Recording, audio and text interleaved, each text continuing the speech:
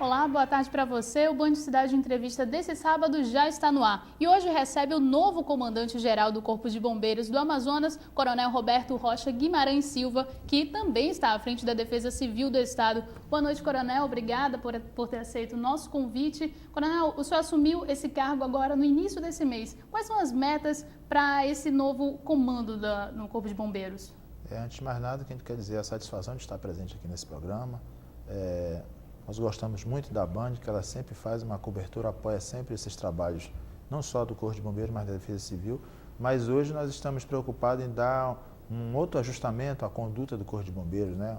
Dar uma outra visão, uma outra direção de todas as atuações do Corpo de Bombeiros e também fazer com que a comunidade, a população em si, saiba qual os serviços realmente que o Corpo de Bombeiros tem para apresentar para a comunidade, que até hoje as pessoas ainda veem o Corpo de Bombeiros ainda apenas como um apaga-fogo, né? Então a gente tem que saber quais os outros serviços, a utilidade pública do Corpo de Bombeiros para a população e para a sociedade. O senhor chegou a implementar uma nova forma de resgate, né? Há 18 anos, isso já não funciona mais. Como é que funcionava? É uma das nossas primeiras metas, é ativar e evoluir novamente o grupamento de resgate do Corpo de Bombeiros, hoje chamado de Batalhão de Bombeiros Especiais. Esse grupamento ele é constituído por profissionais que têm que ter uma saúde estabilizada pelo esforço, pela atuação e pelas atuações muito específicas. Vamos dar um exemplo muito grande, o mergulho autônomo, né? Então a sobrevida do mergulhador é de 25 anos, porque a biologia corporal dele colocada em flancos com a atmosfera submersa faz com que muitas das suas variedades anatômicas ou a sua própria biologia humana ela tem uma retenção, ou seja, por causa da carga de pressão da água exercida por ele.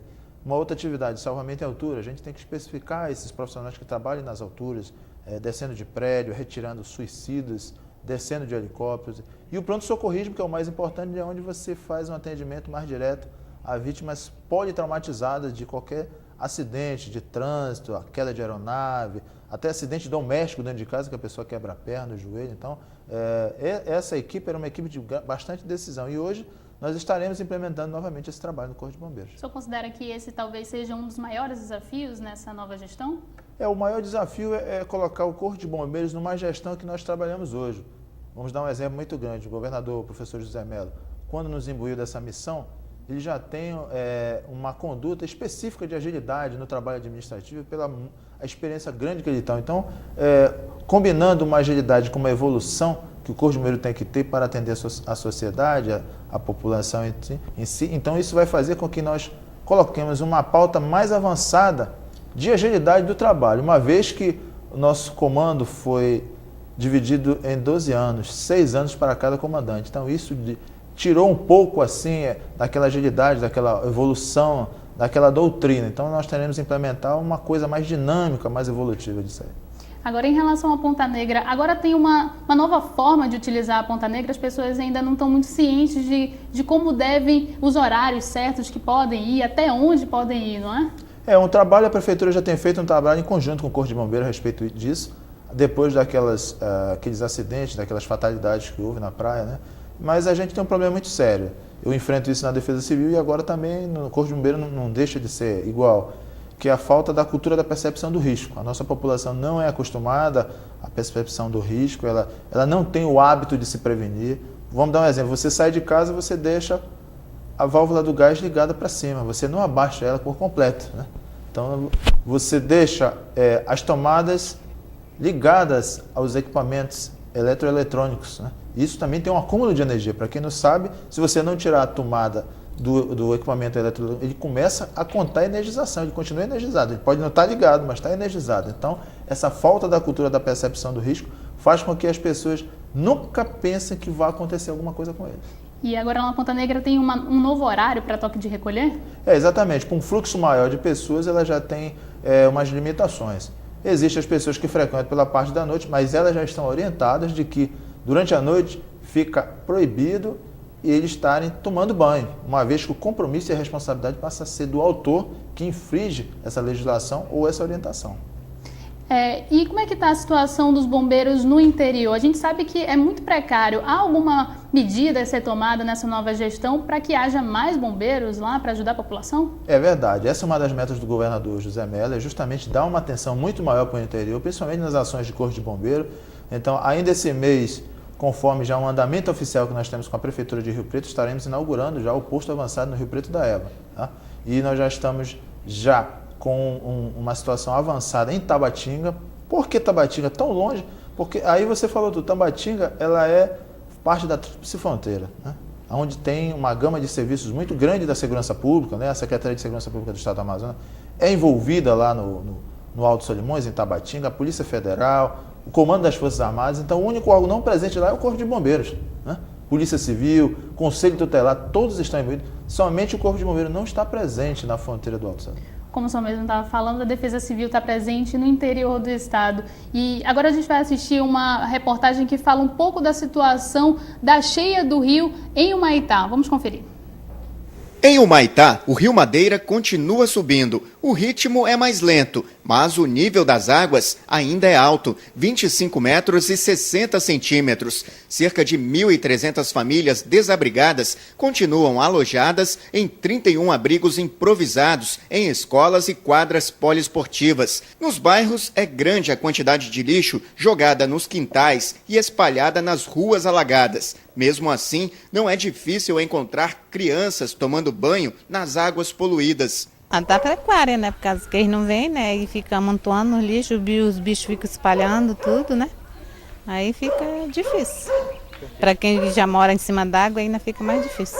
Já foram registrados 9 casos confirmados de leptospirose e outros 58 de dengue. Também é grande o número de casos de diarreia. Hoje nós estamos com 730 casos de diarreia, né, no município, confirmados, 7 de leptospirose, sendo que nós estávamos com 9 em sistema, mas 2 foram descartados, que são de distritos de municípios de outras localidades, 12 mordidas de morcego, sendo que essas 12 também são em áreas rurais, e 58 casos de dengue confirmados, no município de Humaitá. Autoridades em saúde do Amazonas já deslocaram uma equipe até Humaitá para checar a possível contaminação da água pelo vibrião do cólera, que já foi identificado em 2 localidades próximo à capital de Rondônia, Porto Velho. Os agentes vão coletar amostras de água do rio Madeira e monitorar moradores que apresentem sintomas da doença. Essa central é de grande importância nesse momento, pois é agora que nós precisamos de água de qualidade. Vamos colocar água de qualidade nos locais atingidos, nos bairros e no interior aqui do município de Humaitá. Bom, como a gente viu aí na reportagem, a situação em Humaitá estava realmente bem crítica, mas essa reportagem foi exibida no início do mês. Como é que está a situação agora? Olha, a situação ainda permanece difícil em Humaitá, ainda continua o estado de calamidade. Nós estamos com os poços artesianos contaminados pelo transbordamento. Estamos com mais de 7 bairros lá afetados totalmente. Estamos com as vias, a parte viária praticamente quase toda do município prejudicada. E nós estamos também com os abrigos praticamente todos lotados, mas todos administrados.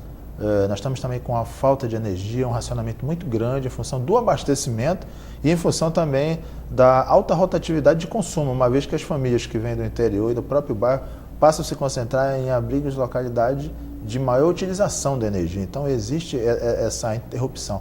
Além do abastecimento, começa a faltar gêneros, as rodovias que ligam ao Humaitá a Rondônia continuam ainda em situação precária, mas continuamos abastecendo, dando todo o apoio de combustível, de medicamento, de médicos, de água mineral, de purificador. Inclusive agora, há mais ou menos uma semana atrás, fizemos um trabalho em conjunto com a Marinha e o Exército, onde foi cedido para nós, através da 12ª Região Militar, pela uma subsidiária dela, uma estação de tratamento de água, que tem uma vazão de 5.000 litros de água potável. Qualquer água que cai dentro dessa estação, ela é transformada em água potável.